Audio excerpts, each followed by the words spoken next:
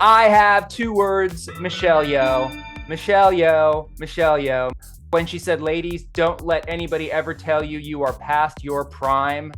And that room went crazy. That was a little dig to that little creep Don Lemon talking about women going over their prime at age 35 or 40. I just thought that was fantastic. And I just love her. And the thing that I want to say, you look at Ke Huy Kwan and Michelle, and Let's go. If this is what woke is, I'm in. It was a great show, and everybody that won I thought was deserving and gave a respectful, wonderful, joyous speech.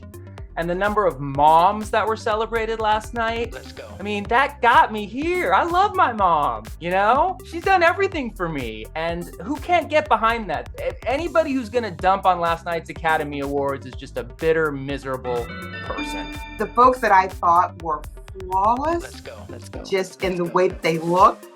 Nicole Kidman, she's 55 years old. Cate Blanchett, she's 53 years old. Michelle Yeoh, she's 60 years old. Angela Bassett, she's over 60 years old.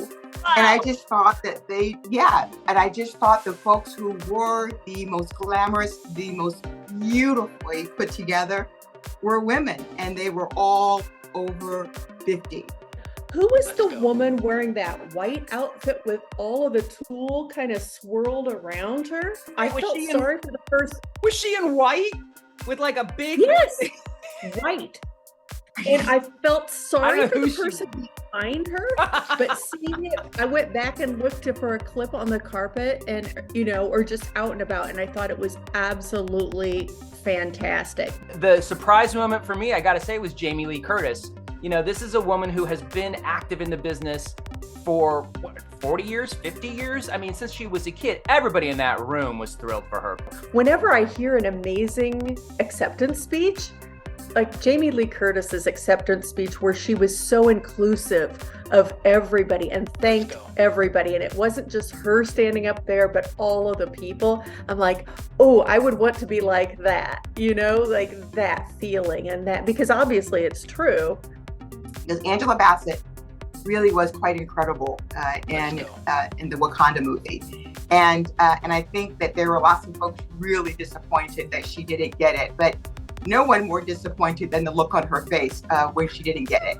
And so oh, I wasn't gonna bring it up, but I rewound immediately. I'm like, Angela's not having this. So there's a whole bunch of stuff on Twitter and people commenting about the expression on her face. And so everybody gets to have their moment of authenticity. And some of my moments of authenticity, I want to keep authentically to myself.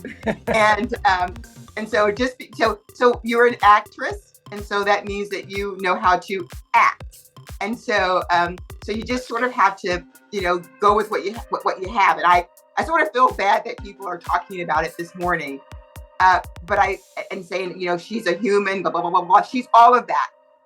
However, you have to be a good sport. How do you bounce back from disappointments? And I just think that it was not the look I would have preferred for her. No. But it is what it is, and we just move on to the next thing. The thing that always strikes me is, these individuals, forget Ke Huy Kwan basically had, 30 years of no work as an actor, but a lot of these people, they go through ups and downs. And so when they do get up on the stage, Brendan Fraser, for example, they're super grateful and overwhelmed and thrilled. But really, when you think about it, an actor or anybody else in the world, we all have those career ups and downs. And I think that's why we cheer on a Brendan Fraser or a Ke Huy Kwan, because very few of us have a trajectory that goes straight up career-wise, especially if you last in that career. You really have to sit there and eat dirt sometimes, The Academy has really worked hard at promoting inclusivity, and it was more than just them talking. It's about extending invitations to join the Academy to people of color and trans people and more women. And they have been actively doing that over the last 5 years. that's the work of inclusivity. It's not just saying, hey, let's all vote for the Asian person because they're on the ballot and we're going to be great for doing that. The Academy is really the end of it. You got to talk about like casting directors who are letting people into the rooms to read, and directors and studio executives, and who they're going to consider and who they're not going to consider, going all the way back to film schools and who film schools are admitting, because those are going to be the next wave of successful filmmakers. And the Academy has really sort of thrown their weight around to make this happen.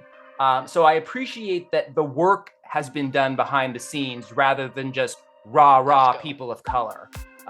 And that's what inclusivity really means. It's just about making the playing field equitable for everybody and keeping the door open. All of the things all that these actors want to do is just show what they're capable of. Get the role, don't get the role, but let them in the room to show you what they can do.